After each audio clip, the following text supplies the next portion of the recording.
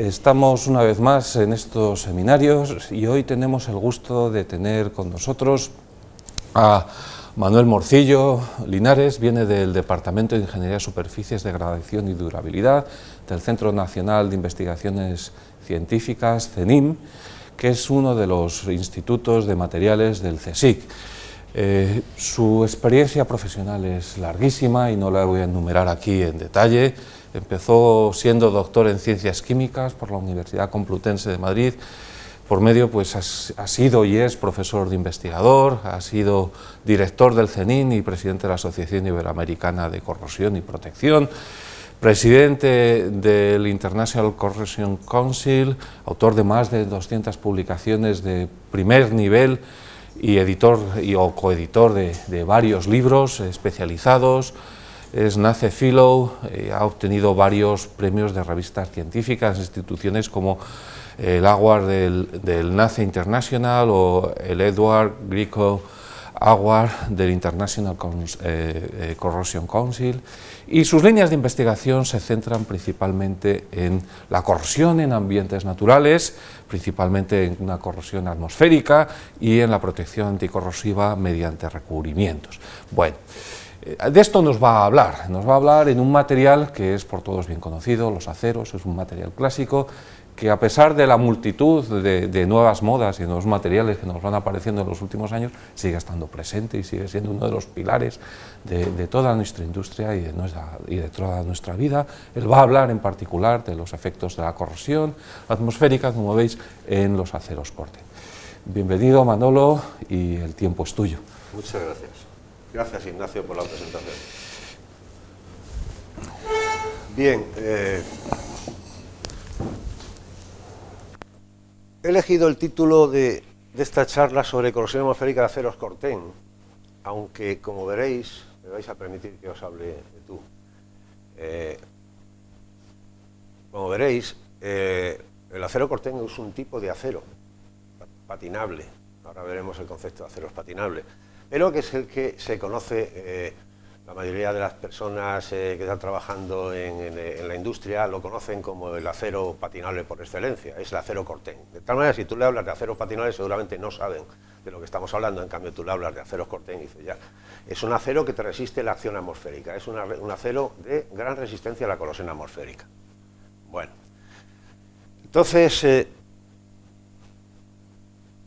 los artículos científicos normalmente acostumbramos a finalizarlos con el apartado de agradecimientos, agradeciendo, bueno, pues a las personas que más directamente están trabajando contigo, a tu grupo de investigación, en fin, a las empresas que han colaborado, etcétera, etcétera. Bueno, en esta charla empezamos al revés. Vamos a empezar agradeciendo al grupo CAPA, donde estamos actuando y colaborando en el CENIN, en el Centro Nacional de Investigaciones Metalúrgicas.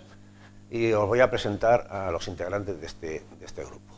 Está Belén Chico, tiene mucha culpa de esta presentación. Daniel de la Fuente, que actualmente es el jefe del Departamento de Corrosión y Protección. Iván Díaz y Heidis, que han hecho su tesis. Se puede decir que Iván ya es doctor, ha hecho su tesis en aceros patinables, y Heidis la leerá pues en diciembre. También este tema de aceros patinables. Bueno, Eduardo Otero es un investigador ya retirado, pero que también le debemos mucho en el grupo. Joaquín Simancas, un clásico dentro del grupo de corrosión atmosférica y pintura. Sobre todo él se ha dedicado más al tema de las pinturas anticorrosivas. Miguel Ángel Castadot y Antonio Vaz han sido técnicos. Antonio Vaz tenía un contrato, desgraciadamente por la situación actual, pues no se le ha podido renovar ese contrato. Esperemos que lo podamos rescatar. Y Miguel Ángel también se jubiló. Y después la nueva sabia del grupo, como es Rosa, Jennifer y Cristina Cea. Jennifer va a empezar, ya se puede decir que ha empezado a trabajar también en el tema de los aceros patinables. Bueno, sin ellos, desde luego, ese trabajo no se podría haber hecho. Bien, como decía, el tema tendría que haber sido, y el título, corrosión atmosférica de aceros patinables. Sin embargo, hemos elegido, como he dicho anteriormente, el tema Corten porque es quizá más conocido. Los aceros patinables se caracterizan porque son aceros que en su exposición atmosférica resisten mejor la acción de la atmósfera. Su velocidad de corrosión atmosférica es menor. Y eso es muy importante para... los aceros son muy utilizados, el que tengas un acero que resiste mejor la acción atmosférica, que puede tener una mayor durabilidad, pues esto es muy importante. También se les denomina aceros autoprotectores. ¿Por qué? Porque esa capa de productos de corrosión que se forma protege al acero base. En Sudamérica se suele utilizar mucho el término aceros autoprotectores. ¿Por qué se les llama... ¿Por qué se les llama patinables? Bueno, pues a semejanza de la pátina que se forma, por ejemplo, en las esculturas, en las estatuas de bronce, donde esa pátina de color verdoso que se forma como producto de corrosión del sustrato, en este caso es el acero, no es el bronce, no tiene el color verdoso característico de las pátinas de cobre o de bronce, pero tiene también una apariencia muy estética, muy bonita, y ennoblece la superficie. Ahora cuando venía en el coche y venía hablando, hay un anuncio sobre la curtiembre, el cuero, y dice, desarrolla una pátina que le ennoblece al cuero. Bueno, pues eso es lo mismo aquí, o sea, se llaman patinables porque desarrollan una capa de producto de corrosión que se le puede llamar pátina, como también se le llama la pátina que se forma sobre las estructuras de bronce, y esa pátina protege. Después ya veremos por qué protege, porque también la historia es un poco complicada. En la literatura sajona se les dice, también se les denomina como aceros bajamente aleados o aceros de envejecimiento atmosférico. A mí no me gusta el acero bajamente aleados porque no todos esos aceros de baja aleación tienen características de protección y mayor resistencia a la corrosión atmosférica, ¿no? Pero bueno, estos son los términos que se suelen utilizar. La charla, y espero que me dé tiempo, porque yo siempre me suelo enrollar bastante y al final las últimas diapositivas ya no puedo ni pasarlas, pero bueno, queremos hablar de muchas cosas, iremos rápidamente de los antecedentes, del efecto de los elementos aleantes, especificaciones, unas nociones sobre la corrosión atmosférica, puesto que estos aceros tienen su característica y su utilidad en la atmósfera, no en otros medios, es en la atmósfera. Los criterios para la utilización de acero patinable, las características de las capas de herrumbre, los requisitos para que se formen estas capas protectoras de herrumbre, cómo se estabilizan las capas de herrumbre y cuándo se alcanza el estado estacionario, el efecto de las condiciones de exposición, avances en el conocimiento científico de las capas protectoras de herrumbre y después de la predicción de la corrosión atmosférica a largo plazo. Y después, si tenemos tiempo, hablaremos de recientes desarrollos. Bien. Antecedentes. Hay dos definiciones que podemos decir sobre lo que es un acero patinable. Son aceros suaves, con un contenido en carbono inferior al 0,2% y que no más de un 3-5% de elementos aleantes se han adicionado al acero base para conseguir esas características protectoras. Y los elementos aleantes fundamentalmente son el fósforo, el cobre, el cromo y el níquel.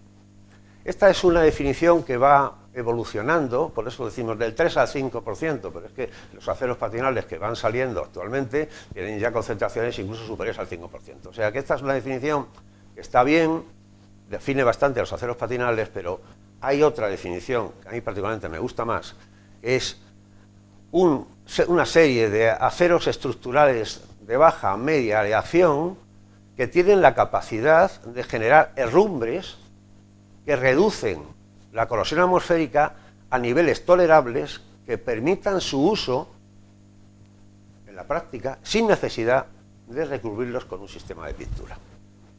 Esa es la gran característica de los aceros patinables.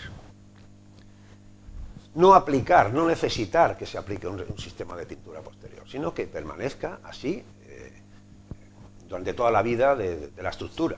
Estamos imaginando, por ejemplo, el caso de un puente. Aunque el acero cortesano se viene utilizando cada vez más en esculturas, en fachadas de edificios. Vais a ver con las fotografías que estamos mostrando, pues, diferentes aplicaciones de los aceros patinables, ¿no? Entonces, estos aceros se exponen en la atmósfera, resisten, bueno, en el caso, por ejemplo, de un puente que va a durar 100 años, y el objetivo es tener un acero no protegido por pintura, con su capa de herrumbre que le proteja frente a la acción atmosférica y ese puente no vea limitadas sus características mecánicas y que funcione bien, ¿no? O sea que esta segunda definición, para mí, es la que quizá es más interesante. Antecedentes. ¿Qué antecedentes hay en cuanto a la formulación de los aceros patinables? Bueno, ya en el año 1822 hubo una patente donde se señalaba que el cobre adicionado al acero aumentaba la resistencia a la corrosión. Bueno, ha habido diferentes avances, pero para mí los avances mayores han sido los de Buck. Buck, a principios del siglo XX, vio, y ya lo experimentó con ensayos de campo, que cuando añadía cobre, el cobre es el elemento aleante característico y por excelencia de los aceros patinables, sobre todo en un principio. Entonces, cuando incorporaba cobre al acero, pues que veía que conseguía una resistencia a la corrosión atmosférica muy grande, con bajos contenidos en cobre, un 0,03%. Un poquitín, unos años más tarde, Kendall y Tylerson vieron que, además del cobre, que era muy importante la presencia de fósforo. Entonces, ambos se reforzaban y aumentaban enormemente la velocidad de corrosión atmosférica. El año 1933 fue US Steel, en Estados Unidos, USS, que como diremos a partir de ahora, donde comercializa ya el primer acero, y fijaros, es el acero Corten. Ya le da la denominación de acero Corten, denominación que todavía hasta actualmente se sigue utilizando.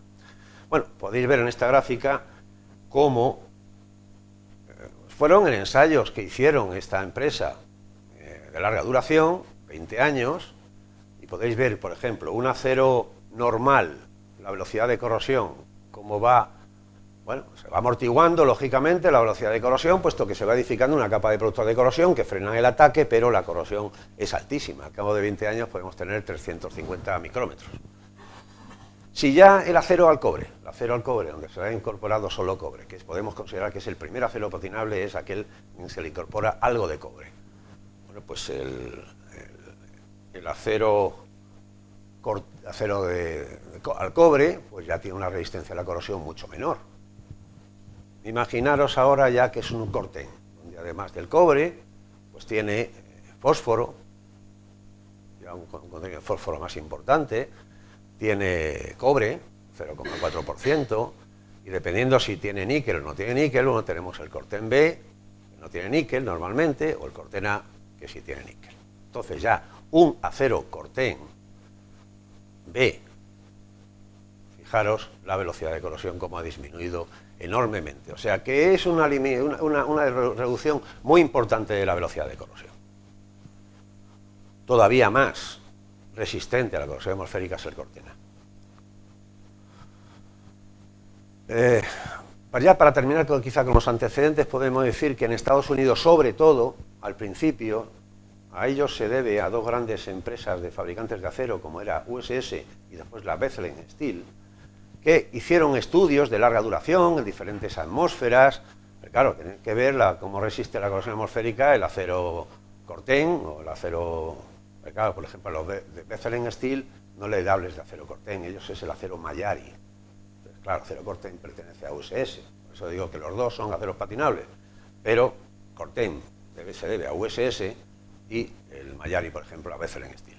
Bueno, pues ambas empresas hicieron estudios de muy larga duración en diferentes tipos de atmósfera, atmósferas rurales, atmósferas urbanas, atmósferas industriales, atmósferas marinas. Fijaros que estoy hablando de tipos de atmósfera que cualitativamente estamos captando quizá la agresividad que pueden tener, pero que científicamente no nos dicen gran cosa. Después veremos por qué lo estoy diciendo esto. Bueno, pues el Comité A5 de ASTM quería ver efectivamente cómo este acero desarrollado por estas empresas siderúrgicas resistía en las atmósferas. Entonces, en estas diferentes atmósferas se expusieron muchísimos aceros de baja aleación, donde incorporaban el cobre, incorporaban el cromo, el níquel, mezclas de cobre y cromo, bueno, muchísimos aceros, y empezaron a ver cuál era la ventaja de utilizar un acero al otro, cómo el contenido en cobre y el aumento del contenido en cobre tenía su efecto o no. Esto es lo que se hizo por parte del Comité 5ASTM. Y la USS también llevó a cabo, ya empezando en el mismo año prácticamente, en el año 42, pues también empezó en diferentes atmósferas a ver cómo se comportaban los aceros. Sí que vieron pues, que efectivamente el cobre era muy importante, que pequeños contenidos en cobre ya limitaban bastante la velocidad de corrosión y que el acero normal, el patinable, quiero decir, el convencional, en la atmósfera marina pues no se comportaba bien. Tenía menor velocidad de corrosión, pero no suficiente como para que en esa atmósfera se pueda utilizar el acero sin recubrir. Y eso es una característica básica. El acero patinable, de verdad, para que tengas unas características de protección y aplicación en la práctica, no se debe de pintar, entonces su velocidad de corrosión tiene que ser inferior a determinados valores, como después veremos. Pero que lo que quería comentar de aquí es que, efectivamente, en las atmósferas subrurales pues, se aplica bastante bien. Imaginaos un puente en un ambiente rural, pues perfectamente se puede utilizar este acero convencional, puesto que resiste la corrosión. En cambio, si nos vamos ya a una industrial, puede ser que tenga problemas. Las atmósferas industriales que eligieron tanto ASTM como SS son atmósferas industriales no muy agresivas, porque nosotros hemos hecho estudios y otros investigadores, y claro, una atmósfera industrial muy ligera, pues el patinable se puede aplicar. En cambio, una atmósfera industrial más agresiva pues tiene sus problemas. Y en la atmósfera marina es que no se puede aplicar el acero patinable convencional. Bueno, entonces vamos a ver el efecto de los elementos aleantes. Fijaros en el efecto del cobre. Cómo con una pequeña concentración que tengamos de cobre disminuye tremendamente la velocidad de corrosión. Después llega ya posteriores incrementos del cobre, ya la velocidad de corrosión pues es prácticamente estable, estacionaria. Vemos como aquí la atmósfera rural e industrial, los resultados de corrosión son muy similares, debido a que la industrial tenía una agresividad muy baja, y como la marina ya tiene una corrosión mayor. O sea que lo importante es que pequeñas adiciones de cobre hacen al acero le confieren características de patinabilidad. Pero fijaros en las atmósferas marinas. En la atmósfera marina, pues un acero al carbono, que sería en Cure a 24 metros de la orilla del mar, pues acero al carbono, como aumenta con el tiempo, en pocos años ya tiene una corrosión tremenda, pero el acero al cobre también. O sea, prácticamente no hay diferencia apenas entre estos dos materiales.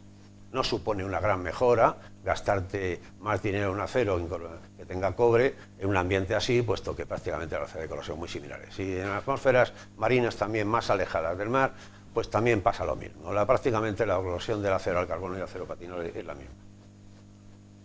Pero vamos a ver el fósforo. El fósforo, si nosotros vamos adicionando cobre al acero, aceros de bajo contenido en fósforo presentan mayor corrosión que cuando el contenido en fósforo ha superado el 0,05%. Es un pequeño incremento o mejor decremento de la velocidad de corrosión, pero es importante la presencia de fósforo. Cuando nos referiremos muchísimo a estos dos estudios de Copson y de Larrabee. Copson son los estudios de ASTM y Larrabee son investigadores del USS que condujeron estos estudios. Bueno, cuando tiene el contenido de cobre muy pequeño, fijaros cómo la incorporación de fósforo tiene una aportación a la resistencia a la corrosión atmosférica bastante grande. El cromo, pues el cromo también. Vamos añadiendo el cromo al acero y vamos viendo cómo la velocidad de corrosión va disminuyendo. Y aquí estudios de Larrabee vieron que cuando efectivamente esto es así, va disminuyendo conforme aumenta el contenido de cromo.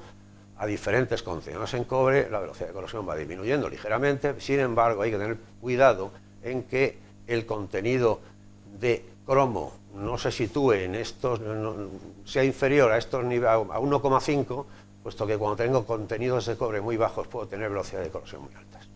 Entonces eso ha aparecido en muchos estudios y se repite, y hay que tener mucho cuidado en utilizar aceros patinables con esos elementos aleantes. El níquel, pues el níquel le pasa también lo mismo. vamos aumentando el contenido de níquel, son ensayos, todos estos que me estoy refiriendo, que son 18 años, 10 años, 15 años, o sea que no es unos resultados que se hayan obtenido al cabo de un año de exposición, son ensayos de largos, donde ya la capa de rumble está estabilizada y es donde se puede hablar con propiedad del rendimiento de este tipo de aceros. Bueno, si vamos aumentando el contenido de níquel, pues va disminuyendo la corrosión, como podemos ver. Y, esto no lo veo muy bien yo aquí, pero bueno, aquí, por la Rabi, podemos ver, sí, cómo disminuye el acero al carbono, la corrosión del acero al carbono con el tiempo, pero fijaros cuando se le pone algo de níquel, pues la corrosión es menor. Pero ¿qué pasa si además de níquel le pongo fósforo? Pues todavía es menor. Y si además de níquel y de fósforo le pongo cromo, todavía es menor. O sea que, al final, estos aceros patinables, no es solo el cobre, sino que es la conjunción del cobre, del níquel, del cromo y del fósforo, los que sobre todo al acero patinable convencional le dan estas características de gran resistencia a la corrosión. Bueno, vamos a hablar ahora de especificaciones. Quizá porque desde el punto de vista industrial sea interesante. Bien, como ya hemos dicho, en el año 33 el USS saca comercialmente los aceros Corten, Corten A, Corten B, uno tiene níquel, otro no tiene níquel, y ya en el año 1941 aparece la norma STMA 242, donde especifica dos tipos de acero, uno con mayor contenido en fósforo, otro con menor contenido en fósforo, únicamente señala la presencia de cobre, aunque en realidad la composición típica de estos aceros es que tiene cobre, que tiene cromo y que incluso puede tener níquel, ¿no? El acero de 240, el STM 242 con superior contenido en fósforo son lo que llamamos los aceros Corten A. Y cuando el contenido de fósforo es inferior, los llamamos el ASTM, la normativa es la STMA 588, que apareció más tarde del Corten A, al principio eran de los dos Corten. Bien, como veréis también en la STMA 588, aunque teóricamente no tiene por qué tener níquel, bueno, señala la norma una limitación en cuanto a su contenido, pero las composiciones típicas que se han utilizado en la práctica, en la mayoría de los estudios que se han hecho de corrosión atmosférica, pues prácticamente la presencia de níquel es inexistente. Últimamente ya han aparecido los aceros de alto comportamiento, donde ya, como decíamos al principio, ya tiene mayor resistencia mecánica, tiene mayor resistencia a la corrosión, los contenidos aireantes son mayores y tenemos también la presencia de níquel, la presencia de cobre, la presencia de cromo y son los aceros que están actualmente utilizándose en la construcción de puentes. ¿Cómo se les llama a estos aceros? Como hemos dicho, por diferentes nombres. Así nos lo encontramos por la patente que estos países han adquirido, o bien a USS o bien a Bethlen, pues no se extrañe ver en la bibliografía como acero en Sacor. En España, cuando existía en Sidesa, pues a los aceros patinables se les llamaba Ensacor A, Ensacor D. En USA se le siguen llamando aceros Corten, siempre que sea USS la empresa que lo fabrica, o Mayari cuando es la otra empresa. Pero, por ejemplo, en Estados Unidos, en Alemania, pues se sigue utilizando la denominación Corten A y Corten B. Y en Brasil, por ejemplo, nos encontramos con el 588, que se le llama Niocor, o bien en la República Checa, que se le llama Atmofix. O sea que nos encontramos con diferentes nombres. Bueno, vamos a hablar algo un poquitín sobre la corrosión atmosférica, porque nos va quizá a ayudar a entender el mecanismo de protección de estos aceros patinables. Bueno, como todo el mundo sabe, la corrosión atmosférica es un proceso electroquímico discontinuo que únicamente tiene lugar cada vez que la superficie está humedecida. Es como si fuese una formación de rumble por saltos, llueve o se humedece la superficie, ahí operan las micropilas de corrosión que hay en la superficie metálica, pero esa capa de humedad o esa capa de agua se va secando y se paraliza el proceso. Llueve de nuevo y otra vez va avanzando. Va avanzando, ya la aumentación ocurre sobre la capa de rumbre y son un proceso por etapas de corrosión que se verifica sobre la superficie metálica. Bueno, pues la reacción anódica La reacción anódica es la disolución del metal y la reacción catódica, pues dependiendo del medio, es o bien la descarga de hidrogeniones, dando lugar a la formación de gas hidrógeno, o bien la reducción de moléculas de oxígeno, dando lugar a oxidrilos. Bueno, entonces esto es básicamente el proceso de corrosión. ¿Qué variables son las más importantes en el proceso de corrosión atmosférica? Bueno, pues son tres, son muchas más, desde luego, ¿no? Pero importantes son tres, y con tres variables, como veremos, se ha normalizado mucho los estudios de corrosión atmosférica. El tiempo de humectación de la superficie metálica es muy importante. Si no hay capa de humectación superficial, pues no hay proceso de corrosión. Así, por ejemplo, no nos tiene que extrañar que en Fénix el acero al carbono pues prácticamente no se corroba. No llega ni a una micra al año, puede ser medio micra al año, o sea, insignificante. La corrosión se acelera cuando hay contaminantes atmosféricos. Cuando hay contaminantes atmosféricos, como puede ser el SO2, cloruro, óxidos de nitrógeno, menor importancia, pero son fundamentalmente dos contaminantes que aceleran enormemente la velocidad de corrosión atmosférica. Y la corrosión, simplemente porque hubiese humectación, la corrosión no sería muy grande.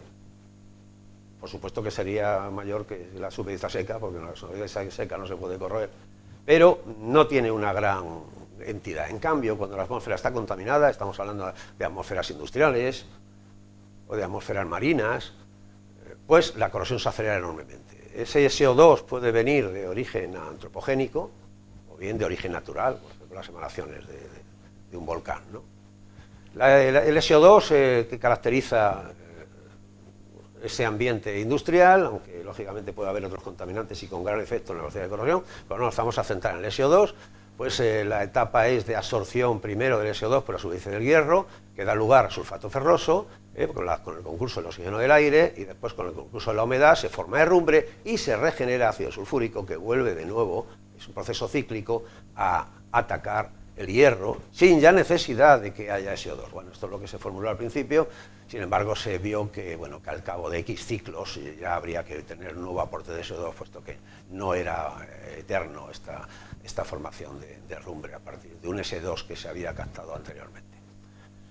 Y los cloruros, pues, ¿qué vamos a decir en el campo de la corrosión? O sea, los cloruros son el enemigo público número uno de la corrosión. ¿Por qué? Pues por muchas razones. Primero, porque los cloruros elevan extraordinariamente la conductividad de electrolitos, rompen capas pasivas y además los productos de corrosión suelen ser solubles, con lo cual pues constantemente la superficie queda de nuevo expuesta al ambiente agresivo. Y esto es una capa de herrumbre. Vamos a hablar después de los aceros patinables que se basan en esta capa. Pues esto es una capa de herrumbre. ¿Y qué observamos en una capa de herrumbre? Pues en una capa de herrumbre observamos que tiene grietas, más o menos, porque tiene muchas grietas. Esta previamente no tiene tantas, hay otras capas de herrumbre que tienen muchísimas más, que tiene, bueno, pues porosidades, que tiene, bueno, pues diferente coloración de los productos de corrosión, o sea, que ahora después veremos cómo son, cuáles son los productos de corrosión. En fin, esta es una capa de herrumbre. Bien. En corrosión atmosférica ha habido un gran avance en cuanto a evaluar la categoría, evaluar la corrosividad de las atmósferas a partir de estos parámetros que hemos comentado. Y la norma ISO 9223, que ya hace años que apareció, pues establece diferentes categorías para la corrosividad atmosférica. C1, C2, C3, C4, C5. C1 cuando en el acero, que vamos a centrarnos, pues la corrosión es muy pequeña, menos de 1,3 micras año. Esto es lo que estábamos diciendo, por ejemplo, en Fénix o en el Ártico. En el Ártico también las corrosiones que se encuentran son bajísimas, porque hay una capa de hielo sobre la... Bueno, ya aparecerá. Una capa de hielo sobre la isótope metálica, entonces, bueno, el funcionamiento de las pilas de corrosión está muy impedido, pero ya conforme la humectación va siendo mayor y si acaso también, si tenemos contaminantes, pues ya la corrosión C2, ya fijaros ya que pasa de 1,3 a 25 micrómetros año, C3 pues de 25 a 50, o en fin, C5 que es mayor de 80. estas suelen ser atmósferas marinas o atmósferas industriales extremadamente agresivas. Digamos que lo importante de esto es que podemos ya calibrar las atmósferas sobre bases un poco más científicas y ver de qué depende y en función de parámetros ambientales poder llegar a predecir la velocidad de corrosión. Siempre nuestro objetivo es muy importante en cuanto a predicción del comportamiento, porque son fenómenos lentos, la corrosión atmosférica, y entonces, pues, como se pasó cuando se fabricaron estos aceros y querían ver su comportamiento, 20 años a veces no se puede esperar a tener un resultado, y entonces, bueno, pues conviene a base de conocimiento y de estudios poder predecir sobre bases científicas la velocidad de corrosión atmosférica. Pues, ¿cómo predecirlo? Pues si nosotros también categorizamos el tiempo de humectación en horas-año, diferentes niveles de humectación o diferentes niveles de depósito por cloruros. Fijaros aquí, es muy importante, estamos hablando de 3. Aquí, la inferior categoría en cuanto a velocidad de depósito de cloruros son 3 miligramos de cloruro metro cuadrado día. Pero fijaros que puede llegar hasta 1500, ¿no? Y en cuanto al SO2, pues también de nuevo podemos tener diferentes categorías, o bien en miligramos metro cuadrado día, que es el que los que estudiamos la corrosión atmosférica nos gusta más expresarlo, o bien también con una medida volumétrica, microgramos por metro cúbico. Bien. Entonces, fijaros cómo se puede predecir la corrosión atmosférica a base de conocer el tiempo de humectación, conocer el contenido de SO2 y conocer el contenido de cloruros, por ejemplo, en este caso. Nosotros tenemos un T3 de tiempo de humectación, tenemos una concentración de SO2, una categoría P2, y tenemos una categoría de cloruros S0, S1. Fijaros que la categoría de corrosividad sería 3 o 4. Simplemente ya con esta tabla, después sabiendo las características del entorno, las características de la atmósfera, nos permite anticipar qué categoría de corrosividad atmosférica tenemos. Otro método, que es el que se suele utilizar con mayor exactitud y mayor precisión que este, es simplemente exponer probetas metálicas durante un año, solo un año, y en un año ver la corrosión que tiene, y como hemos comentado anteriormente, las categorías de corrosividad en función de la corrosión de ese primer año. Bien. Criterios para la utilización del acero patinable sin recubrir. Bueno, aquí hay diferentes investigadores y nosotros nos hemos preocupado durante un par de últimos años en hacer una revisión de la abundante bibliografía existente de corrosión atmosférica de los aceros patinables. Y es curioso, porque es que a pesar de tener tanta información en la bibliografía sobre aceros patinables y muchísimos estudios y muchísimos ensayos de campo, como después veremos, pues al final es que en la bibliografía no había ninguna revisión un poco en profundidad de los aceros patinables, ¿no?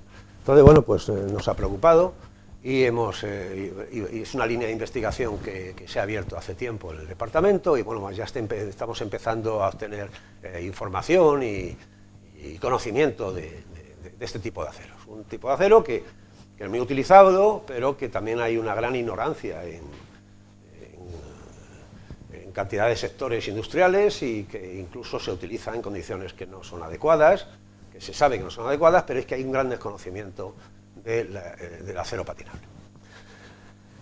¿Qué velocidad de corrosión nos permite tener un acero patinable de tal modo que no necesite ser pintado? Bueno, pues ya un primer investigador, Larrabee, de la USS y Coburn, vieron que al cabo de 15 años, cuando la velocidad de corrosión era menor o igual a 5 micras año, pues ya ahí sí que se podría ya aplicar ese acero, utilizar ese acero sin que se pintase.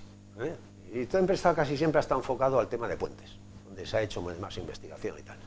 Tausen y Zócola, estos son de USS, estos son de Bethlen, pues también observaron cuando el acero patinable se podía utilizar sin pintar, y establecieron que al cabo de 50 años que la velocidad de corrosión como máximo tendría que ser 5 micras año. Fijaros que es prácticamente lo mismo. Albrecht, ya unos años más tarde, especificó, fue un poco menos conservador y dijo, bueno, pues se podría llegar hasta 7,5 microsaños al cabo de 20 años. ISO, la norma ISO establece durante los primeros 20 años una velocidad de corrosión de 6,5 microsaños. Los japoneses, que en esto cada vez han tenido más importancia, de tal manera que han dejado a los americanos bastante atrasados con relación a los aceros patinables, han hecho cantidad de instituciones y muchísimos estudios.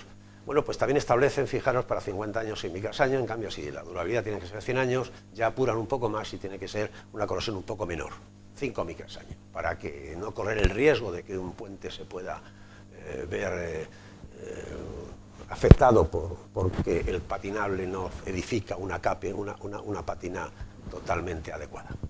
Y en Estados Unidos, el profesor Cook, en contacto con Yamashita, un japonés, pues también establecieron que en cada 20 años 6 microsaños. O sea, ¿qué nos quedamos? Pues que nos quedamos con una cifra que prácticamente hay un acuerdo unánime por todos los investigadores que han trabajado, y 6 microsaños. 6 microsaños es una cifra bastante razonable, y cuando ese acero patinable expuesto a la atmósfera que ha alcanzado un estado estacionario, en cuanto a su velocidad de corrosión, pues la corrosión no es mayor que 6 microsaños, pues podemos tener grandes problemas si ese acero patinable se aplica sin pintar. Bien, ¿cuáles son las características de las capas de herrumbre? De la capa de herrumbre vamos a hablar de la apariencia, la naturaleza de los productos de corrosión, la morfología de los productos de corrosión, la estratificación de la capa de herrumbre, su compactación y su adherencia. Bueno, son capas de herrumbre ¿qué las caracteriza, ¿no? Bueno, pues por ejemplo, vamos a ver en cuanto a la apariencia. En cuanto a la apariencia, fijaros cómo, esto es un estudio que se hizo con aceros patinables, 9 años de exposición, 8 años de exposición atmosférica.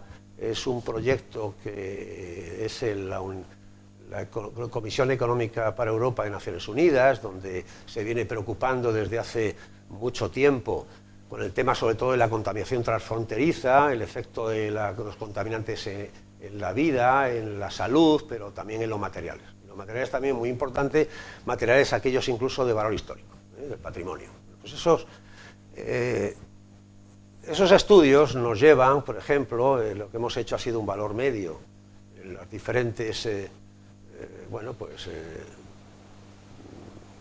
diferentes coloraciones que presentaban las pátinas, y podemos ver cómo, conforme aumenta la corrosividad atmosférica, naturalmente no tenemos corrosividades muy altas, la mayoría de estas exposiciones son en ambientes urbanos, ambientes rurales, incluso cuando es un ambiente marino lo hemos descartado porque no han sido únicamente un par de sitios y lógicamente las cosas ya son muy diferentes, pues vemos cómo la pátina va pasando de un color naranja marrón, parduzco, a un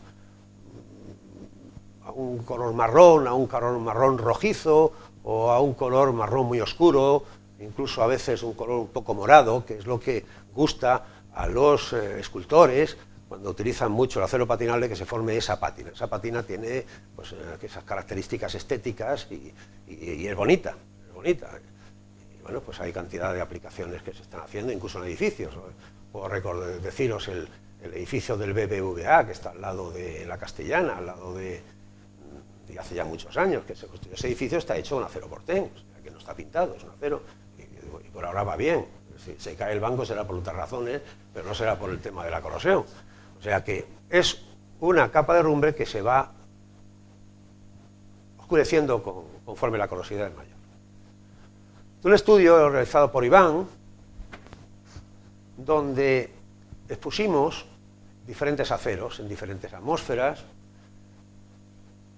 y vimos cómo conforme el ambiente, hay que diferenciar las atmósferas marinas del resto de las atmósferas, como siempre. Cuando la atmósfera no está muy contaminada, es una atmósfera rural, pasamos a una atmósfera urbana, a una atmósfera industrial, veis cómo va oscureciéndose la capa de herrumbre. Si además esto es un acero al cobre, si nosotros a ese acero le ponemos níquel, le dimos níquel, una concentración ya elevada, vemos que también se va oscureciendo la capa de herrumbre. ¿Y qué pasa con las atmósferas? Bueno, en estas atmósferas, ¿cómo es la herrumbre? Pues la herrumbre es una herrumbre la textura es bastante lisa, es bastante homogénea la superficie, bueno, y no presenta heterogeneidad. Sin embargo, cuando la atmósfera es marina, ya la atmósfera no es tan lisa, la textura no es tan lisa, ya es heterogénea, fijaros que hay, y las capas son menos protectoras, que en este caso. Bueno, o sea que la coloración es una de las características, en fin, que tiene que tener la cámara. ¿Cuáles son los productos de corrosión? Bueno, los productos de corrosión pueden ser muchos, sin embargo, en la práctica tenemos vamos a centrarnos en los oxidróxidos, aunque bueno, también la magnetita como óxido de hierro suele estar presente en las capas de corrosión, también la magemita, y como oxidróxidos, pues muy importante la goetita, la caganeíta, la lepidocrocita y la feroxidita. Estos 4 son muy importantes. También se forman como productos de corrosión cloruros en el ambiente marino, o sulfatos en el ambiente industrial. Sin embargo, estos son productos solubles y cuando llueve se van lixiviando de la capa de rumbre y al final en la capa de rumbre tienen concentraciones tan bajas que a veces es muy difícil identificarlos por las técnicas que normalmente empleamos.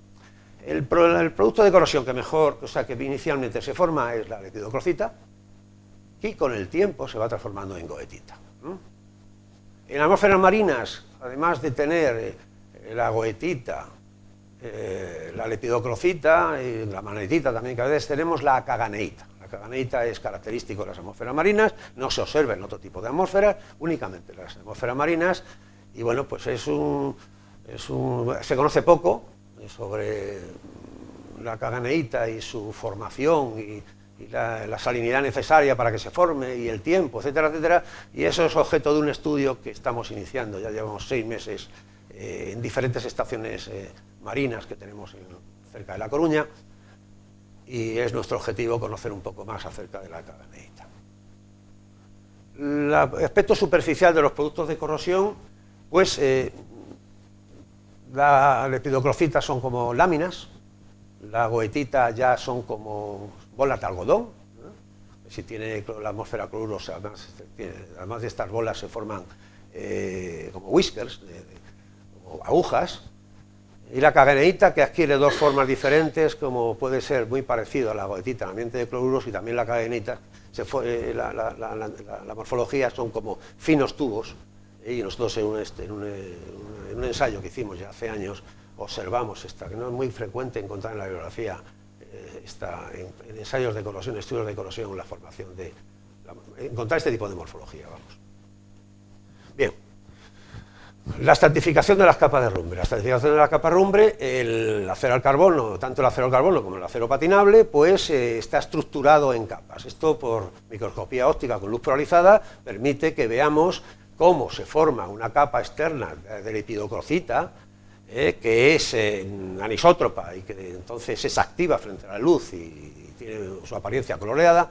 En cambio, está el resto de la capa, donde ya más bien sería goetita, pues no es activa a la luz polarizada, es amorfa, y bueno, pero aquí radica la resistencia a la corrosión de los aceros patinables. Aunque esta capa también se forma en acero al carbono, tanto en el acero patinable como en el acero al carbono. Pero claro, las velocidades de corrosión también son muy diferentes. En cuanto a la compactación, pues también es importante, y muchos estudios ahora sobre el mecanismo de corrosión atmosférica ya están incidiendo en esta variable de la compactación y la presencia de poros y grietas en los productos de corrosión, que influyen mucho, por supuesto, en la velocidad de corrosión atmosférica. Y nosotros, en un estudio que llevó Joaquín Simancas en Inglaterra, pues se observó cómo, conforme va aumentando el tiempo de exposición, esta fracción de grietas y tal va disminuyendo. Esto por análisis de imagen se pudo realizar y nos está indicando que esa capa de producto de corrosión es dinámica, hay poros, como hemos visto, pero esos poros se van sellando por los productos de corrosión, al final se va haciendo más compacta y es una capa cada vez con menor velocidad de corrosión. O sea, que tiene menor velocidad de corrosión. Bien. Esto, por ejemplo, serían grandes aumentos, como tenemos la lepidocrocita, capa más externa, y la goetita, una capa ya menos adherente, que se puede eliminar con bastante facilidad, y esta que es una capa mucho más adherente al acero y que está más consolidada. Requisitos para la formación de capas protectoras de rumbre. Bien, pues aquí es un punto muy interesante, que es decir, bueno, para que se formen estas capas compactas de herrumbre es necesario primero que haya ciclos de humectación y secado. Ciclos de humectación y secado. Si no hay ciclos de humectación y secado, no se nos forma la capa protectora de herrumbre.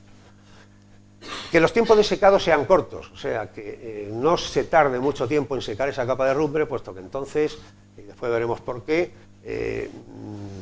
esa capa no presenta gran resistencia a la corrosión atmosférica. O sea, cortos tiempos de secado, pero que haya tiempos de humectación y haya tiempos de secado.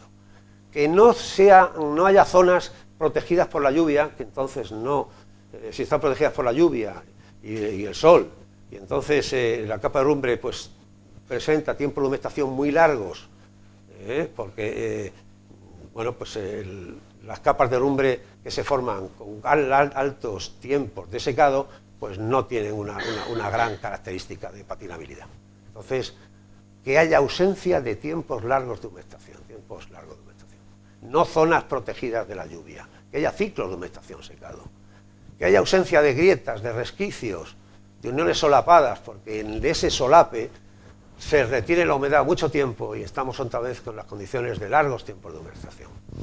Y que no sean atmósferas marinas, porque en atmósferas marinas con fuerte contaminación, fuerte y no tan fuerte contaminación por cloruros o atmósferas fuertemente industriales, no se llega a desarrollar esta patina protectora. O sea, que eso también es muy importante.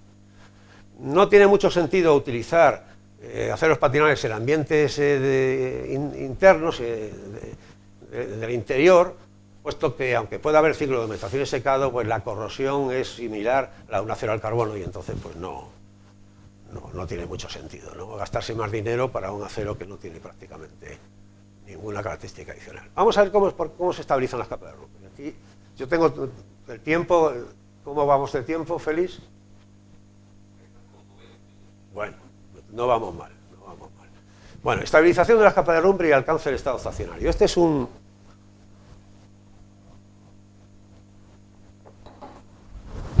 tema que en la literatura científica, y eso es lo que nos animó a hacer un poco de revisión sobre el tema, pues no se tienen las ideas claras. Entonces, pues te puedes encontrar que las capas se estabilizan al cabo de 6 semanas, como escribe un eminente especialista en corrosión atmosférica, a otros que dicen que igual se estabiliza en 1 año, o 2 años, otros 5 años, bueno, pero ¿por qué 1 año, 2 años, 5 años, 6 meses, 2 semanas? O sea, ¿de qué depende? Bueno, eso es lo que nosotros nos preocupó y lo que hicimos fue una revisión exhaustiva de todos los datos publicados en la literatura sobre los aceros patinables, concretamente era el acero 242, en diferentes países, diferentes estaciones de ensayo. Fijaros que aquí agrupamos siempre atmósferas rurales sobre la industria y atmósferas marinas porque tienen unas características muy diferentes en cuanto a la patinabilidad de los aceros.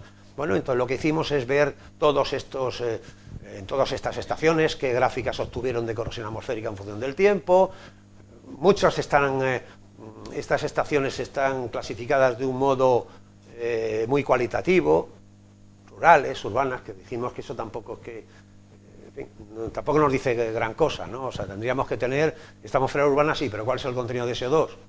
O una atmósfera marina, ¿cuál es el contenido de cloruros? Porque eso es lo importante, ¿no? La mayoría de estos estudios que se iniciaron hace ya muchos años, pues todavía no había aparecido la famosa norma ISO 9223 y todavía pues no se clasificaban bien las atmósferas. Pero bueno, nos dan una idea si es una atmósfera que por su entorno es rural o es urbana o es marina. Bien. Así, por ejemplo, el USS establecía en diferentes atmósferas, fijaros con la importancia de la atmósfera, ¿no? Una atmósfera rural, pues la corrosión se va amortiguando con el tiempo, en cambio cuando ya la atmósfera es una atmósfera industrial, pues ya la corrosión se acelera, y no digamos con la atmósfera marina, ¿no? Bien, pues eso también lo hizo la Bethlen Steel con aceros, otro caso era el acero 242, es el 588, y también vemos como, bueno, pues atmósfera rural, una atmósfera de una autopista, una atmósfera industrial o una atmósfera marina. Se va, conforme la agresividad va aumentando, la velocidad de corrosión es mayor, conforme la atmósfera pasa de ser una atmósfera bastante ligera en cuanto a agresividad a una atmósfera más agresiva. Bien, nosotros con los datos que obtuvimos de esos trabajos, lo que hicimos fue ajustarlos por mediación de una curva de crecimiento exponencial, y a partir ya de esta curva lo que fuimos haciendo, bueno, lo hizo Belén, lo que fue haciendo fue ver ya a cada año cada año. ¿Qué velocidad de corrosión tengo? Aquí son velocidades de corrosión, ¿qué velocidad de corrosión tengo? Claro, va disminuyendo la velocidad de corrosión, pero llega un momento donde prácticamente se estabiliza, por eso le llamamos tiempo de estabilización, y el criterio que elegimos es que ya la corrosión disminuía pues menos de un 10%. Entonces ahí consideramos que ya la herrumbre está consolidada, la herrumbre está estable, y ahí podemos llegar a conocer la velocidad de corrosión en estado estacionario.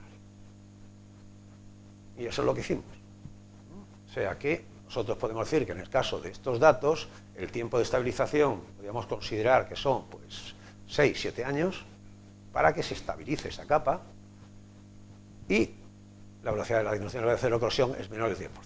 Bien, entonces la velocidad de corrosión en estado estacionario sería esta, más de 10 micrómetros año. No sería un acero patinable que pudiésemos utilizar. Sería patinable, pero no se podría aplicar sin pintar. Bien, la tiempo de estabilización, ¿de qué depende? Si nosotros todo el conjunto de atmósferas, y lógicamente hay una gran dispersión de resultados, pero vemos una tendencia a que los tiempos de estabilización van aumentando, conforme la corrosión, la corrosividad, la categoría de corrosividad es menor. O sea, conforme la categoría de corrosividad es mayor, la tendencia es toda la contraria. Entonces, nos está indicando que es muy importante para que se establecen esas herrumbres que haya formación de herrumbre y que la formación de herrumbre sea importante. Porque si no se forma casi herrumbre, para que esa herrumbre se llegue a consolidar, esos poros se tapen, desaparezcan muchas grietas, etc., va a llevar más tiempo. Entonces, eso es importante, que la atmósfera tenga una cierta agresividad para tener tiempos de estabilización relativamente cortos, si no, pues serían todavía mayores. ¿Y cuál es hablamos de velocidades en estado estacionario de corrosión del acero? Bueno, pues fijaros para las diferentes categorías de corrosividad, también siempre tenemos mucha dispersión, lógico, pero vamos a hablar de tendencia. Pues la tendencia es que conforme la categoría de corrosividad es mayor, la velocidad de corrosión en estado estacionario aumenta. Y si nosotros lanzamos una recta a 6 micras año, pues observamos que únicamente cuando la categoría de corrosividad es C+2, o podríamos decir también, mejor quizás C+3, pero C+3 bajo, pues tenemos velocidades de corrosión menores o menores de 6 micras año. Si no, tendríamos velocidades de corrosión que, bueno, estarían las herrumbres muy estabilizadas, todo lo que tú quieras, porque a veces hay quien asocia herrumbre estabilizada ya a una herrumbre consolidada de un acero patinable para su utilización en la práctica. No es así. Debemos tener una herrumbre consolidada y estable, pero con velocidades de corrosión tremendamente altas, como por ejemplo las tiene también el acero al carbono, que también está estable al cabo de 8 años, por ejemplo, pero tiene velocidades de corrosión en estado estacionario muy altas que no le permiten utilizarlo como acero patinable. Fijaros en las atmósferas marinas. Si en las atmósferas otras que no eran marinas, pues cuando la categoría de corrosión era no muy alta, podíamos llegar a 6 micras años. En el caso de las marinas es que ni siquiera, aunque claro, para tener un C+2 la marina no existe. Por poco cloruro que tenga, ya la corrosividad ya va a ser un poco mayor de C+2. Pero fijaros que todos los puntos se sitúan por encima de las 6 micras años. Efecto de las condiciones de exposición. Bueno, pues está muy importante, son las condiciones de exposición, como hemos dicho antes, el tiempo de humectación, el contenido de CO2 y el contenido de cloruro son los parámetros más importantes. Entonces, también aquí en la bibliografía hay una cantidad de mala información o, en fin, incorrecta, y nosotros nos hemos preocupado en tratar de clarificar algo esto.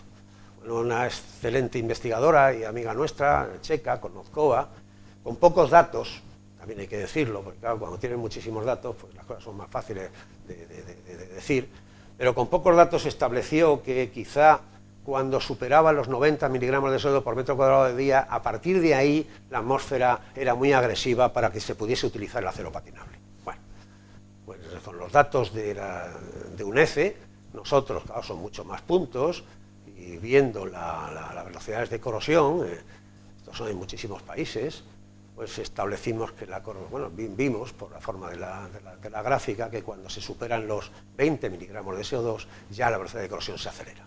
y son velocidades de corrosión bastante superiores a 6 micras año. O sea que, si tuviésemos que decir un límite de CO2 en la atmósfera para que se pueda aplicar ese acero patinable, estaríamos hablando de menos, o del entorno de 20 miligramos de CO2. Niveles muy superiores a eso no sería, el acero patinable necesitaría pintarse.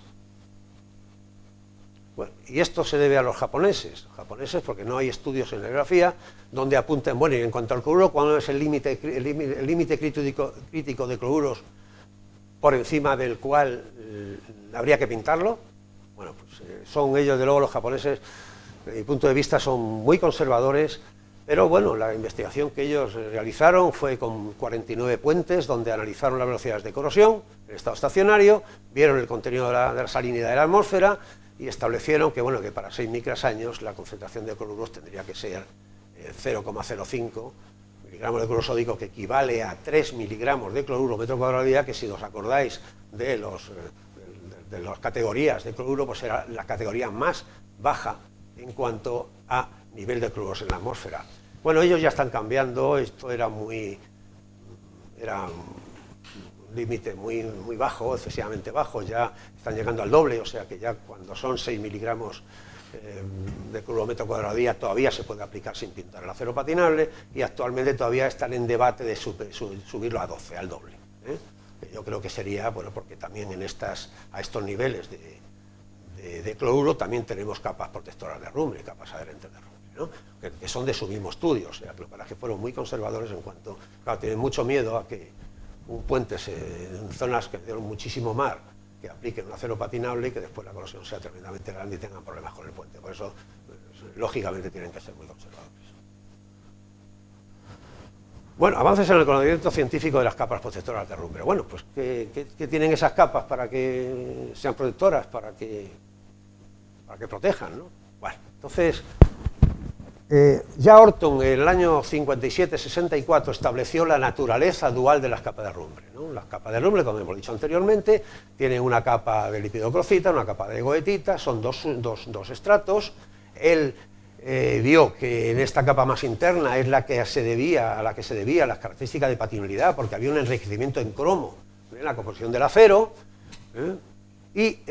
bueno, pues el problema de Orton es que no lo publicó en buenas revistas. Ahí es lo importante a veces de publicar los datos en buenas revistas. Lo publicó, pues hizo su tesis, primero hizo su tesina, donde ya hizo una interpretación buenísima del mecanismo de corrosión atmosférica. La tesina no se publicó, hizo la tesis, se la publicó. Yo tuve la suerte de encontrarla, la compré en la Universidad de Lehigh, la leí y tal, y efectivamente empecé a ver que hay cosas que, bueno, pues una aportación muy importante a la corrosión atmosférica, y sobre todo de los aceros patinables. Bueno, pero no lo publicó bien, no eligió unos canales apropiados, lo publicó únicamente en unas conferencias regionales y tal, pero en cambio uno que fue más, bueno, digo que no sé si fue o no fue, si quizá no conocía los trabajos de Orton, pues tampoco Evans, el padre de la corrosión, tampoco conocía los trabajos de Orton porque no le cita nunca, y era por esos años. En cambio, Okada sí que publicó, y además en un par de meses lo publicó en 4 revistas de muy fuerte impacto en el campo de la corrosión, y lo que venía a exponer básicamente era lo que Orton ya había anticipado años antes, que era que efectivamente ahí se formaban 2 estratos en la capa de herrumbre, como hemos dicho, y que en el caso de los aceros patinables, pues en esta capa había un enriquecimiento de cobre, de cromo y de fósforo en esta capa amorfa. Eso ya lo había anticipado Orton. En cambio, en el acero al carbono no se formaba esta estructura dual, sino que había, como se llama, moteado, ¿no? O sea, que zonas no constituidas como subcapas, pero sí que había zonas donde había lepidocrocita, en zonas que había goethita, y zonas donde puntitos que podían ser de magnetita.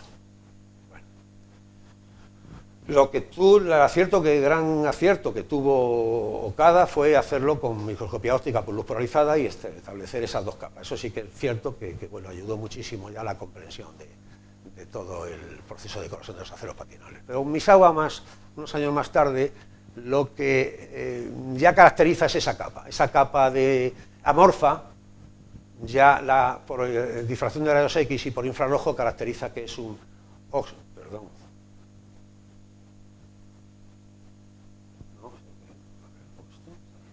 he saltado muchas.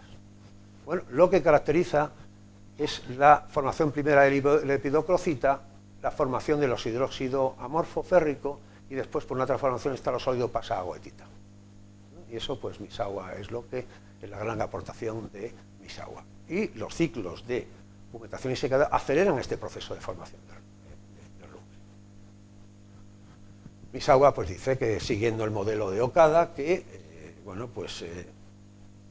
hay esa capa de lepidocrocita que puede tener también residuos de magnetita, hay esta capa amorfa de feroxita, que después llega a decir, a caracterizar, y en cambio pues en los aceros al carbono pues no se forma esa estructura dual.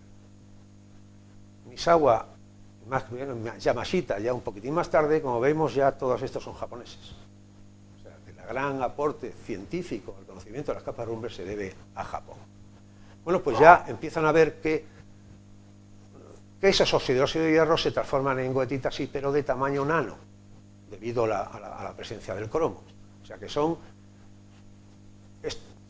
partículas de goetita bastante finas, que fijaros cómo, porque en realidad es una distribución de partículas, pero la presencia de esas partículas finas con esas partículas ya más gruesas te va cerrando todos los poros y va compactando, va haciendo una barrera con esa capa interna de rumbre. La capa externa es una capa bastante desprendida del lepidocrocita, el acero al carbono pues también es muy abierta, estructuras muy abiertas, en cambio ya en la capa interna son estructuras más cerradas debido a esas partículas de tamaño nano que se forman en la capa interna de la rumbre.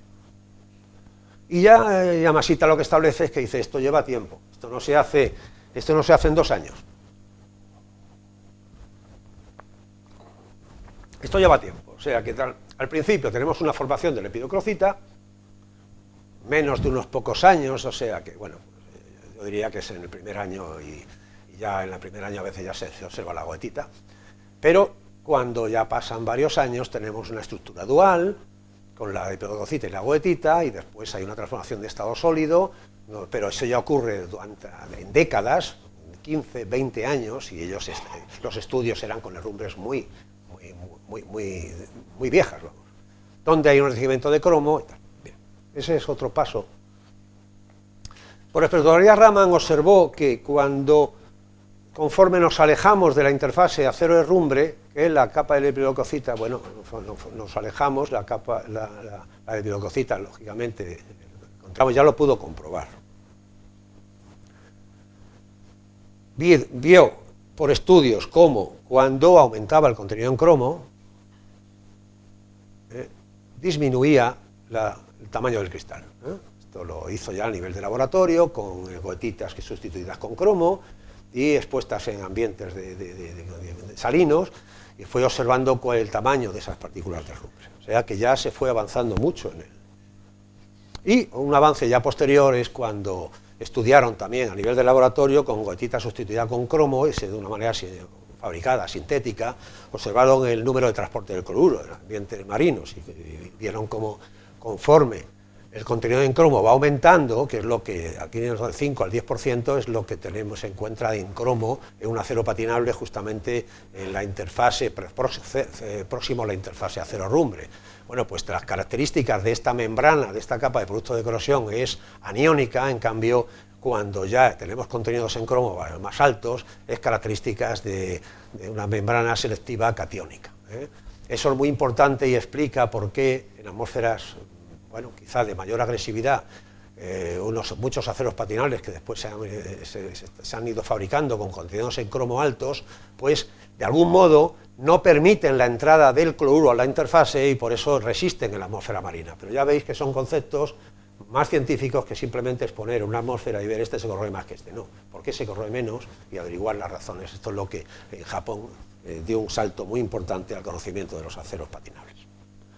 Ya después Cook dio un paso más todavía, diciendo, bueno, pues con una técnica que es fundamental para el estudio de las herrumbres, y eso Iván sabe mucho, puesto que hizo una estancia con Cook, un par de estancias, y aplicó Morsbauer, y en su tesis aplicó Morsbauer, o sea que es una técnica fabulosa, pues ya Cook estableció que no solamente es muy importante, bueno, el cromo, sino ya cuantificar esa goetita ultrafina que se forma y a la cual se debe, con carácter que además que tiene un carácter supermagnético, edificar la presencia de partículas de gotita ultrafina que van sellando esos oquedades, esos poros que van quedando en la capa de herrumbre y una concentración muy importante, que puede ser un 60%.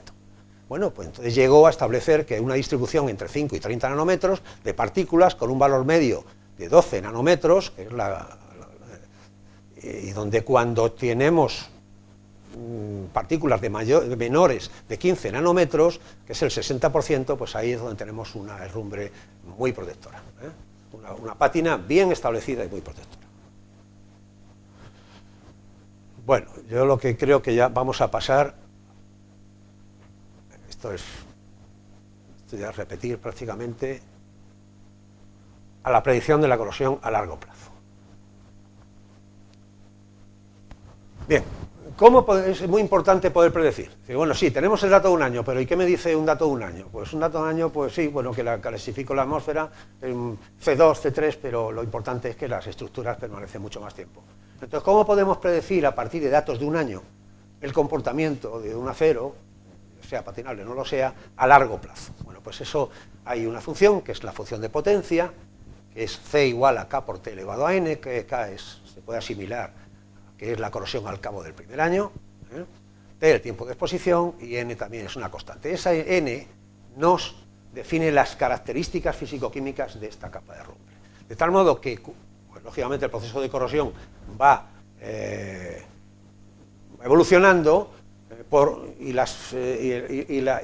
los átomos de hierro tienen que difundir a través de la capa de herrumbre, y los átomos, bueno, y las moléculas de oxígeno y de agua también tienen que difundir a través de la capa de herrumbre. Entonces, bueno, pues por procesos de difusión se va elaborando esa capa de herrumbre. Entonces, cuando tenemos, y según la ley de Fick, exponentes n del orden de 0,5, es un componente perfectamente parabólico, pero vemos que en la práctica los valores de n pueden ser desde n igual a 1 o incluso a n incluso inferiores a 0,33.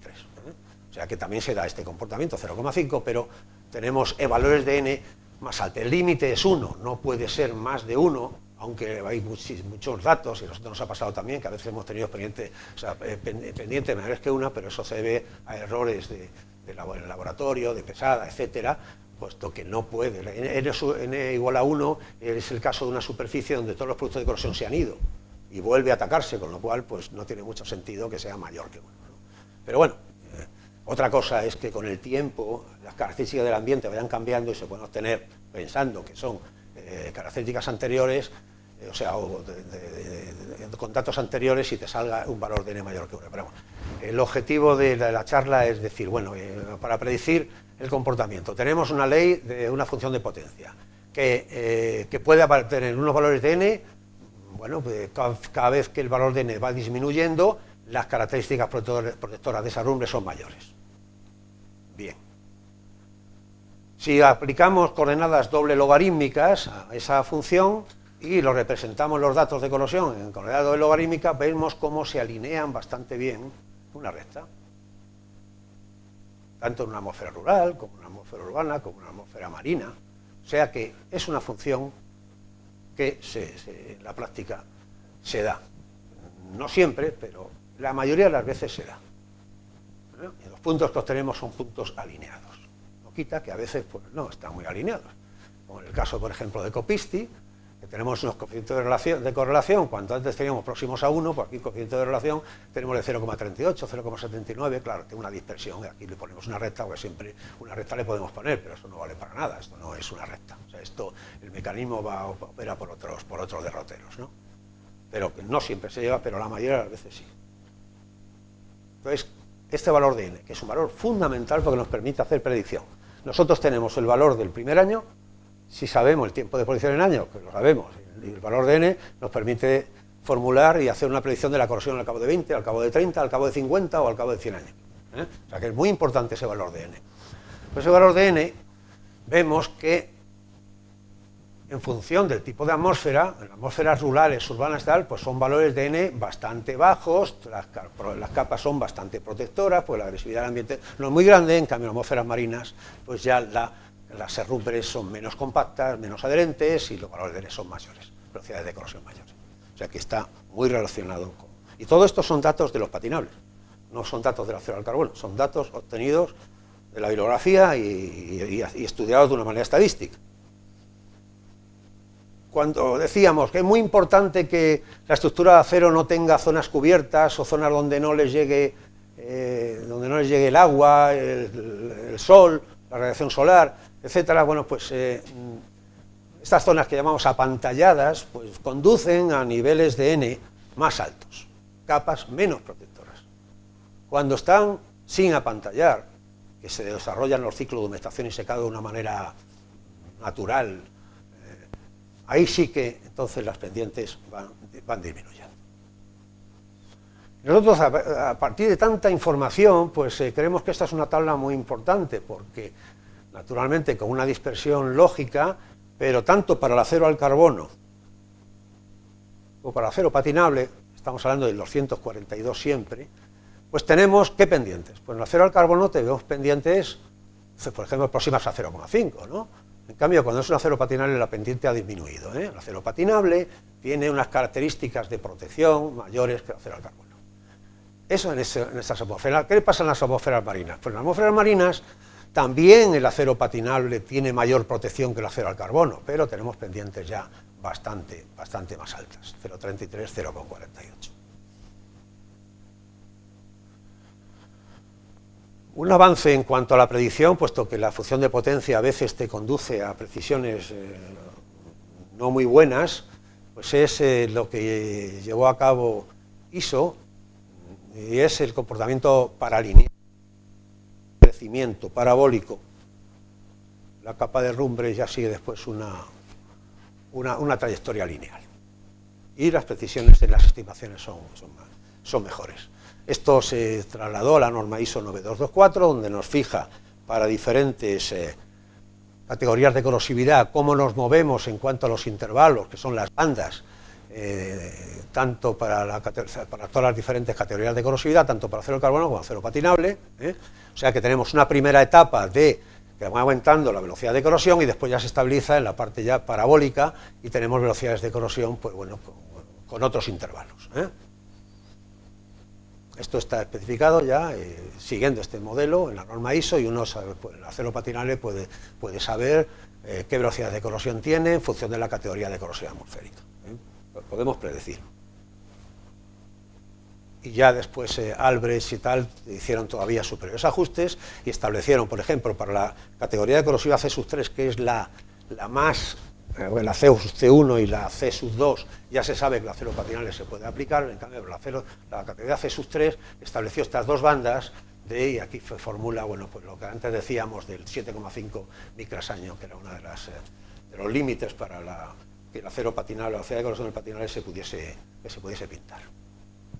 Bien, esto quería simplemente llamar la atención en cuanto al tiempo de humectación, en cuanto al contenido en cloruros de la atmósfera y contenido de CO2, qué límites, qué valores nos podemos guiar, son valores guía para aplicar un acero patinable. Entonces vemos que la norma esta inglesa del Departamento de Transporte fija que tiempos de humectación que sean inferiores al 60%. Si tenemos tiempos de humectación superiores al 60%, mala cosa para aplicar un método patinable.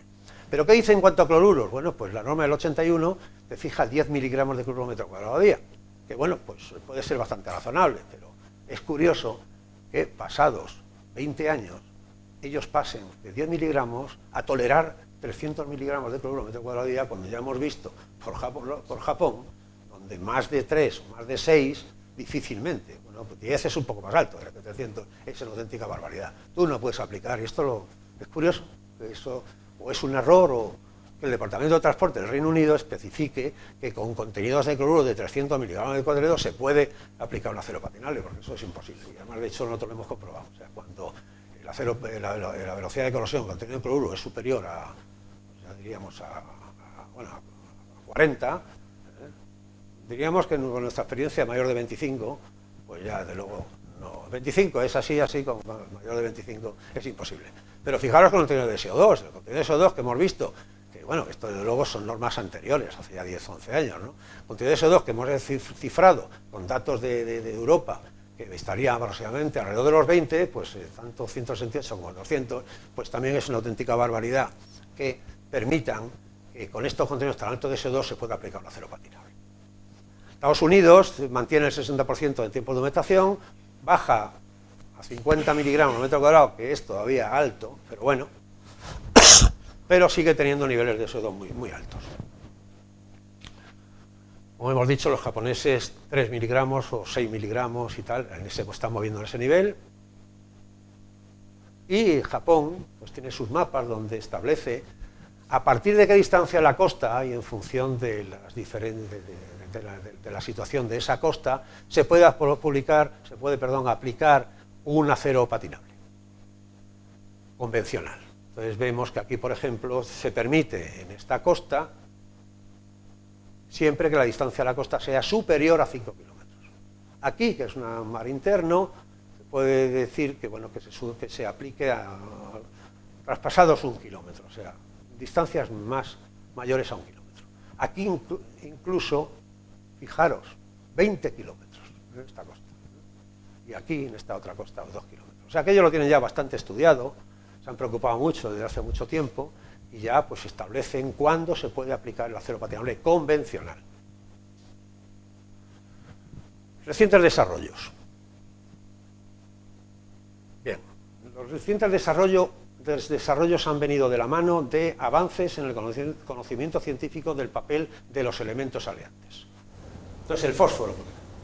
El fósforo, estudios ya de Kijira en los 90 y de Balasubramanian en contacto con Dillman en el año 2000, y viendo una columna, la columna famosa de Delhi en la India, que tiene 1600 años y en cambio todavía se mantiene, o sea, no se ha corroído. Y eso da origen a cantidad de estudios para ver a qué es debido que se forme esa capa protectora de rumbre y que resista la acción atmosférica después de tantísimos años.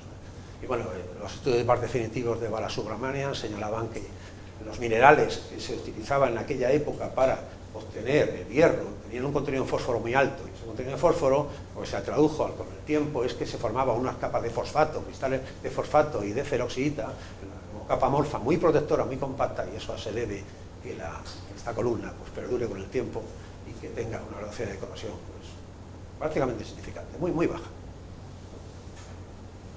En el caso del cobre, Stratman definió claramente a qué era debido el cobre, porque aparecieron muchísimas teorías sobre el efecto del cobre, pero nunca se pudieron confirmar. En cambio, Stratman ya, con su mecanismo y las etapas del mecanismo de corrosión atmosférica, estableció que el efecto del cobre, sobre todo, tenía lugar, tenía importancia durante la etapa de secado. Durante la etapa de secado, entonces, y él comparaba aceros con cobre o aceros normales al carbono sin cobre, y veía que la velocidad de corrosión con los aceros al cobre durante la etapa de secado era muy inferior al acero al carbono. Y bueno, pues ahí estableció por primera vez el efecto del cobre. El efecto del níquel también, bueno, como similar al cromo que hemos comentado anteriormente, se debe, y esto la Nippon Steel es la que lo está divulgando más, a que se forma una membrana con características de selectividad catiónica en la interfase. Entonces, una selectividad catiónica que implica que puedan entrar los cationes, esté favorecida la entrada de cationes con relación a los aniones. En una atmósfera marina, entonces, pues esta interfase acero-rumbre tiene, si tenemos lo hecho a nivel de laboratorio, cloruro sódico, los iones sodio se sitúan aquí, los iones cloruro fuera, la parte de la periferia de la capa de rumbre. Entonces, ellos basan el avance de los aceros patinables, puesto que desarrollaran el acero con 3% de níquel, y es un acero que se está utilizando ya en atmósferas marinas, algo marinas, no muy marinas, pero el mecanismo se debe a aunque no todos están de acuerdo con esta aplicación. Ya lo del cromo lo hemos visto, y ahora, ya para terminar, que yo creo que no me queda prácticamente casi nada, ¿no? Bueno. Nuevos aceros patinables. Bueno, tenemos que distinguir si son atmósferas no marinas o atmósferas marinas. Bueno, pues, ¿Qué van buscándose con los nuevos aceros patinables? Bueno, que tengan una mayor resistencia a la corrosión, que se acorte el tiempo de formación de capas protectoras, no hay que esperar 12, 20 años, sino que ya en pocos años tal, bueno, esos son los objetivos, que se pueda aplicar en atmósferas más severas, industriales o marinas, que tengan mejores propiedades mecánicas, eso relativamente no es difícil de conseguir, y que tengan buenas propiedades de reciclabilidad. Bien, esos son los grandes objetivos para los nuevos aceros patinables que empiezan a... Es muy importante la velocidad de corrosión, pero no olvidemos que lo que es fundamental son las propiedades mecánicas, cuanto a resistencia, ductilidad, propiedades de fractura, que sea de fácil procesado y fabricación, ese acero, el coste muy importante y la ausencia de efectos adversos para la salud. O sea que eso es muy importante cuando se lanza un acero patinable al mercado. Y en cuanto a resistencia de la corrosión, pues hoy día se dispone de muchísimas técnicas y técnicas a nivel de laboratorio muy importante que nos permite establecer y evaluar la resistencia a la corrosión atmosférica de estos nuevos aceros que van apareciendo, ¿no? Entonces, nuevos aceros patinables, bueno, pues aumentar el contenido de fósforo, pero ojo que eso puede tener problemas, como ya se sabía de hace mucho tiempo. Alear con titanio, con bajos contenidos en titanio, donde aumenta el tamaño de las partículas y sella los poros. O alear con aluminio, un 0,8%, pues también se forma óxido de hierro de tamaño nano en la subcapa interna. O alear con tierras raras, o con muy bajos contenidos en carbono y de tierras raras, o incluso aplicando nitrógeno. O sea, que se forman capas más estables. Estas son hay muchas más, pero estas son... Y ahora aquí quien está actuando son los chinos. O sea, aquí todos estos aceros, quitando los aceros con níquel de los japoneses, los chinos están perfectamente, están completamente dedicados en fabricación de nuevos aceros patinables con nuevos elementos aleantes. La mayoría de las publicaciones que están apareciendo en la bibliografía se debe a ellos. O sea que habrá avances, porque yo creo que igual que pasó con los japoneses, con los relojes suizos, donde al principio copiaban, pero luego después llegaron a ser mejores. Bueno, pues aquí yo creo que está pasando una cosa similar. Están copiando en muchos trabajos, eso es un copia claramente de un trabajo japonés, y la verdad es que apenas aporta gran cosa más, pero están progresando mucho y puede ser con el tiempo pues profundicen más todavía que los japoneses. En atmósferas marinas pues hay dos tendencias: aceros al cromo con altos contenidos en cromo, ya no es el 1%, son ya cercanos al 5%, o aceros al níquel, como hemos comentado, del 3% de níquel, o incluso también con pequeñas adiciones de calcio. Y esas son las grandes líneas que actualmente... Pero hay otros avances que se están haciendo, que no sé si calificar como avances, donde se están aplicando pinturas. Y entonces esto ya... pues a mí me descoloca mucho, porque si un acero patinable era para que se aplicase una pintura, ahora le aplico una pintura, pues ¿qué he conseguido? Pero bueno, ahí aparecen algunos trabajos, la verdad es que no muchos, donde aplican pinturas, que son las famosas además pinturas, son las clásicas pinturas y son japoneses trabajos, de pinturas ricas en zinc, tipo posídico, tipo silicato, y bueno, pues en fin, es una línea, quizá en atmósferas donde no se pueden aplicar, pues bueno, pues bien, aplicas una pintura, pero bueno, ya pierde la gracia el acero patinable, bueno, como si aplicase entonces un acero normal, y qué ventaja entonces que te gastes más con un patinable si al final le vas a aplicar una pintura. Bueno, y después lo que también es una línea clara de estabilizar las herrumbres con tiempos más cortos. Entonces han desarrollado pues formulaciones de pigmentos con resinas, por ejemplo en este caso es un sulfato de cromo, otros recubrimientos donde mantienen una buena apariencia durante más de 20 años, mientras que internamente se va formando esa capa protectora de herrumbre. En fin, bueno, esto yo sinceramente hay pocos trabajos, yo no me creo muchísimas cosas de estas, pero bueno, pues a veces es necesario pues aplicarlo, y como no aguanta, pues... Pero vamos, yo creo que la práctica y el tiempo nos dirán la efectividad de estos tratamientos, pero hoy por hoy yo creo que son cosas un poco anecdóticas, ¿no? Y esto es todo. He terminado bien, o sea que aún no sé si de mucho tiempo, pero he terminado, cosa que nunca...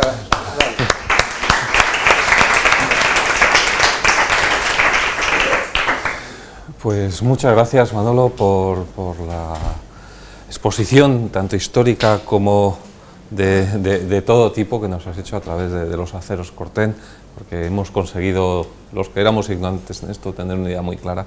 Y tenemos unos minutos para alguna pregunta, si os animáis. Por favor, enciendes el micrófono, así podemos recoger la pregunta de forma más clara, subiéndolo hacia arriba. Exactamente. Sí, sí, no te preocupes, que aunque no... Yo quería felicitar al conferenciante, a Manolo, por esta conferencia tan extensa y tan ilustrativa y por los trabajos que estáis haciendo en vuestro grupo en esta área. Andando un poco en el tema del sistema de pinturas, o sea, he visto a lo largo de la conferencia que cuando la visibilidad del medio es por encima de las 6 micras, próximamente ya se habla de pintar, pero al contrario que en los sistemas, por ejemplo, del anodizado de aluminio o el galvanizado, que cuando los sistemas son muy agresivos, el ambiente es muy agresivo, se emplea el sistema duplex pintando al anodizado y al galvanizado. Aquí yo veo que es distinto, porque esto es un sistema vivo que va evolucionando hasta que se alcanza el sistema estacionario. Y yo lo que no entiendo es que el sistema de partida salga duplex, es decir, que lo pintes desde el principio, porque entonces no entiendo cómo se van a reformar esas capas que necesitan, como muy bien has dicho, los ciclos de humectación secada. O sea que yo el sistema de pintura no lo entiendo. Y otra idea, yo no sé si estás de acuerdo en esta línea.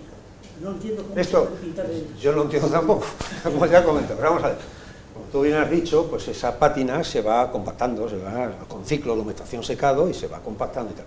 Ellos que dicen que cuando no, la velocidad de corrosión estacionaria es mayor de 6 micras año, dicen no podemos aplicarlo, claro, no se pueden arriesgar a pintar un puente, pero en cambio dicen, bueno, hay que pintarlo. Lo que hay que tener en cuenta es que, bueno, la corrosividad del sustrato es menor, y eso también, por ejemplo, en el acero galvanizado y tal, ¿qué pasa? Pues que las pinturas duran más, porque la corrosividad del sustrato es menor. Pero, de ahí a que digan que aplican la capa de pintura, pero que como hay transferencia de oxígeno y de agua, los ciclos se van produciendo esa capa y esa compactación, bueno, habrá que ver los trabajos científicos para decir, pues si está cierto o no es cierto. Yo en principio creo que no, porque si no se forma cuando, pues ahí tendrá zonas de retención, con mucha porosidad tendrá zonas de retención de humedad. Ya hemos dicho que cuando hay retención de humedad tampoco se edifica bien la pared. O sea que yo no me lo creo tampoco. Pero oye, la ciencia a veces avanza y no puede ser uno incrédulo. Lo mismo con el tiempo, aparecen trabajos científicos buenos donde demuestran eso. Yo en principio no... Sí, y otra idea es, por ejemplo, cuando se emplea en vigas de acero corte, si se han hecho estudios en la producción, hacer ciclos de humectación secado en cámaras, acelerando para que esta capa que se forma a lo largo se estabiliza en años, se pueda en laboratorio o en cámaras acelerarlo de forma que cuando lo vas a poner ya tiene la capa estabilizada. ¿Se han hecho estudios en esta línea? Sí, y nosotros hemos hecho un estudio sobre, tratando de simular a nivel de laboratorio pues la formación de esas páginas, ¿no?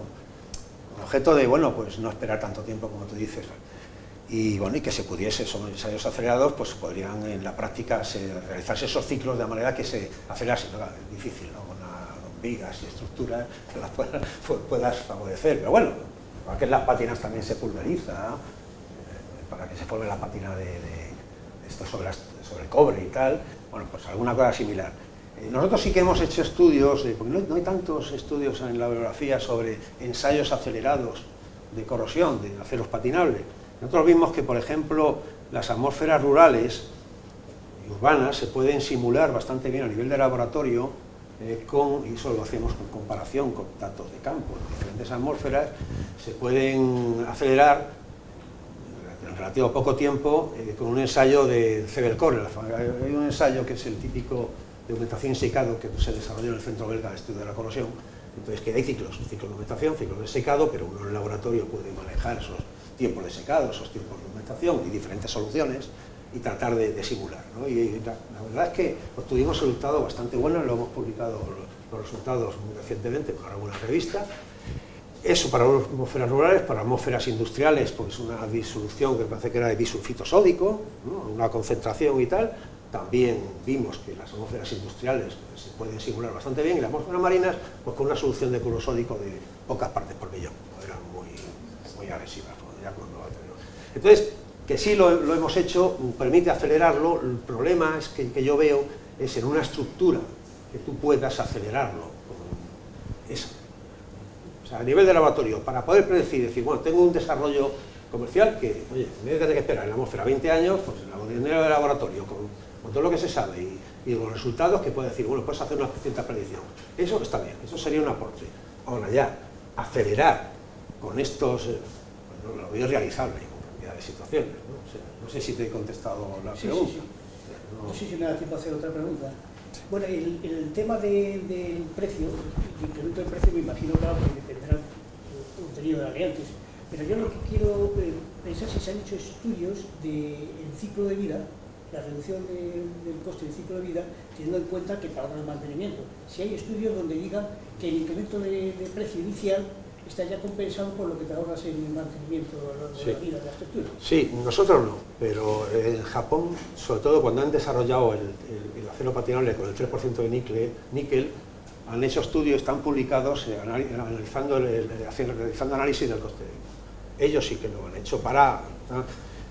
Yo, esa de las cosas, nosotros estamos sustituyendo también el acero al níquel, 3%, ¿no? Y sí, estamos obteniendo mejores resultados, pero en fin, o sea, es que los japoneses y la Nippon Steel, pues el 3% de níquel es como una seguridad tremenda, y nosotros también tenemos nuestras dudas, ¿eh? O sea, que el níquel se puede valer para atmósferas marinas, pero no muy marinas. Nos estamos moviendo de un 3 miligramos, nos movemos puede ser a un 20 o 25, me parece que tenemos dos estaciones, una media de unos 25 miligramos, y la otra de 72, la 72 no funciona el acero patinable, en la de 25 parece sí que funciona un poco más, pero los japoneses están metiendo, y la Nippon Steel está metiendo ese acero, pero yo creo que, en fin, hay que hacerlo con mucho cuidado porque un puente es una cosa muy seria, ¿no?